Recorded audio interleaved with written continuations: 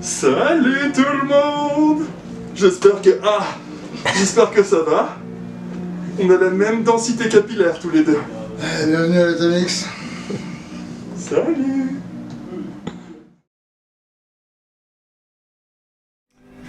Je m'appelle Flo, je suis un des patrons de l'Atomix Café, qui a ouvert il y a 3 mois du coup. Voilà. Je suis un barman depuis quelques années sur Nantes, graphiste aussi, illustrateur, et passionné de comics. Alors l'Atomix Café du coup c'est un bar spécialisé dans les comics mais pas que, donc on travaille pas mal sur le culturel aussi au niveau de l'événementiel et sur toute la prog aussi qu'on fait au bar, que ce soit par l'accueil des auteurs qui va bientôt débuter, la mise à disposition d'une bibliothèque, des expos, et sinon on peut aussi venir boire une bonne bière, un bon vin, et en journée de la caféterie spécialisée, des smoothies, des milkshakes, des macchiatos, de la bouffe le midi, des bons tarticrocs des familles, et on est pas mal. Là pour l'ouverture du coup on est parti sur 1500 comics à peu près, divers et variés. On a des arcs de Marvel à peu près complets, sinon on est pas mal sur des indépendants et DC Comics. Voilà, on a un petit peu essayé de faire un package assez diversifié pour le public. Pas que du super-héros, qui est aussi pas mal justement de petites séries indépendantes d'auteurs plus ou moins connus. Et surtout des auteurs qui nous ont marqués aussi, qui était important d'avoir dans la bibliothèque. On avait pensé à des combats de chiens, mais apparemment c'est interdit. Du coup, on va plutôt se rabattre sur justement l'accueil d'auteurs et d'éditions spécifiques. Là, on va recevoir les éditions Dupuis et Atalante au mois de novembre. On aimerait bien recevoir aussi des auteurs nantais pour les présenter, notamment avec la maison Fumetti ou avec les éditions Coiffard, Varum.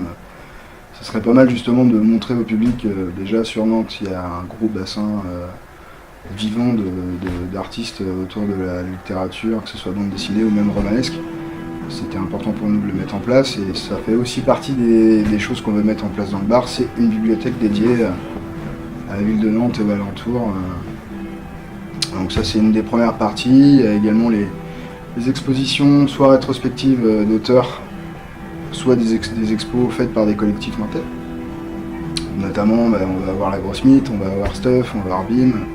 On aimerait bien faire venir le Chat qui pue, faire venir White Chip, Craft, tous ces gens-là, on a vraiment envie de les accueillir ici et transformer ce lieu aussi en showroom pour la culture nantaise. Quand on va recevoir Dupuis et Atalante, les auteurs et les éditions qui seront présentes vont faire des tables rondes justement pour parler aussi bien de leurs artistes que des ouvrages qu'ils mettent en avant, mais aussi sur l'univers même de l'édition, comment ça se passe sur le développement d'une bande dessinée, de A à Z en fait, de la conception jusqu'à la mise en rayon. Donc ça va être pas mal. Et généralement ça va être des choses, des tables rondes qui se finiront aussi par des rencontres avec les auteurs et des dédicaces pour les petits plus qui va aller avec.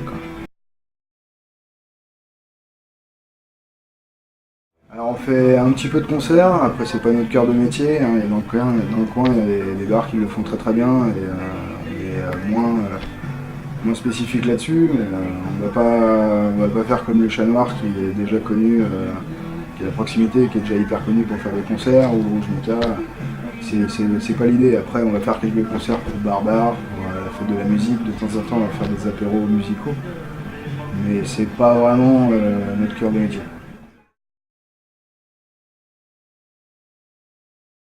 La BO de mon bar, oh là là.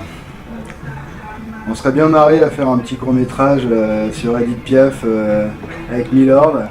Allez, venez, Milord, vous asseoir à ma table. Il fait si froid dehors, ici c'est confortable. Laissez-vous faire cher Milord, et prenez bien vos aises, vos peines sur mon cœur, et vos pieds sur une chaise.